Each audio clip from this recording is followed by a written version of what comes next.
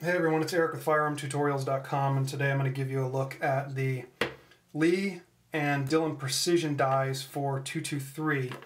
I'll give you a good look at these and talk a little bit about the differences that I've noticed with them and see, hopefully make a decision if you're looking to buy either one of these or, just looking for some information on it. So, the difference in these, obviously being two different manufacturers, there's several differences, but one of the biggest differences between them is the price.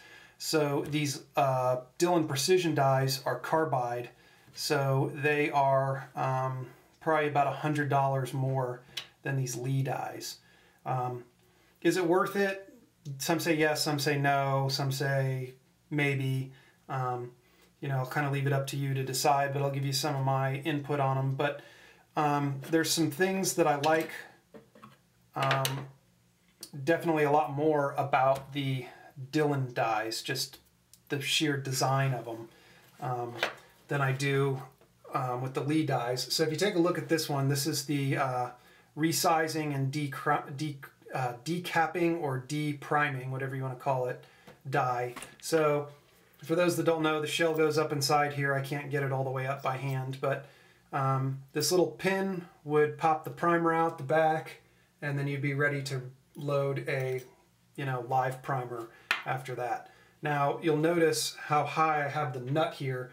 I took this die out of my tool head for my progressive press, and this is the depth that I had to adjust it to for this pin to consistently pop out the primers. If you have this set to a questionable depth, you may run 5-10 cases through when you're testing it and think that everything's fine, but then you'll get a couple more where they may have been reloaded, or it's a different type of shell and the primer's just stuck in there better, and it won't completely deprime. Thing will move to the next station. You'll basically press a live primer against a dead primer. Hopefully it won't detonate, but what you'll probably end up doing is repunching the spent primer up there. It goes through the rest of the press, and you end up wasting powder in a bullet, and you have a round that has already been used and you can't shoot it. So in order to prevent that, you'll have to adjust this. But the thing I hate about this is it requires 2 wrenches, one to hold the die in place, and you'll have to use a socket wrench here to turn this up or down depending on what depth you want it. Now, it takes so much torque to adjust this that I'm always worried that I'm moving this die just a little bit, and with the amount of torque that it takes to move, it usually does move the die a little bit, even when I have these tightened down, to what I think is as tight as I can get them. Like I said, the depth, as I have this adjusted down pretty much as far as I can go, I'm not sure that this nut is holding this die in place with all the teeth. I think this nut might be a little high, so I'm actually missing 1 or maybe 1.5 of the threads here.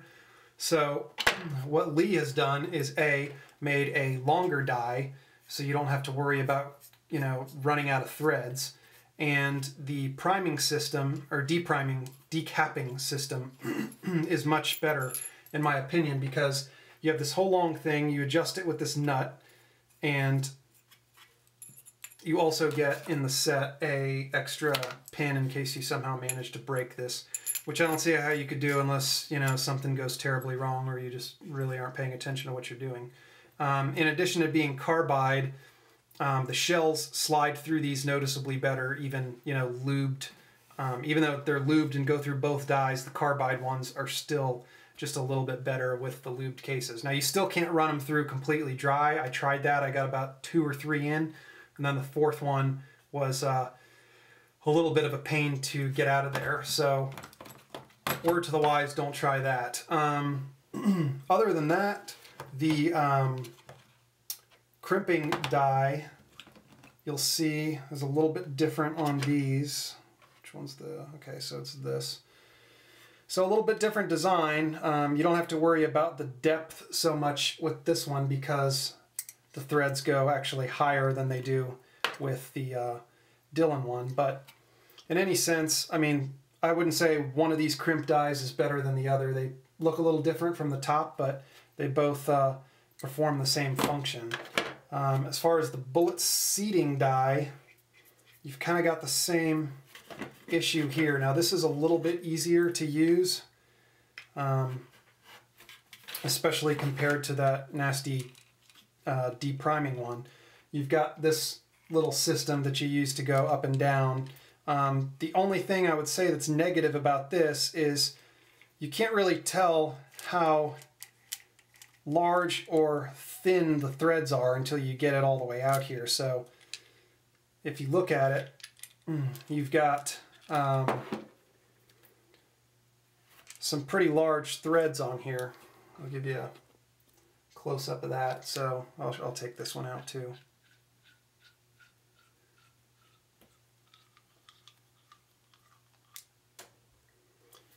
But if you look at this, you see right away on the Dillon side, you can recognize those threads right up the top versus the Lee ones. The threads are thicker, but you can't really tell, you know, how much this is adjusting. So I feel like there's a lot more trial and error with the seating depth on the Lee, just simply because you can't see how much you're adjusting.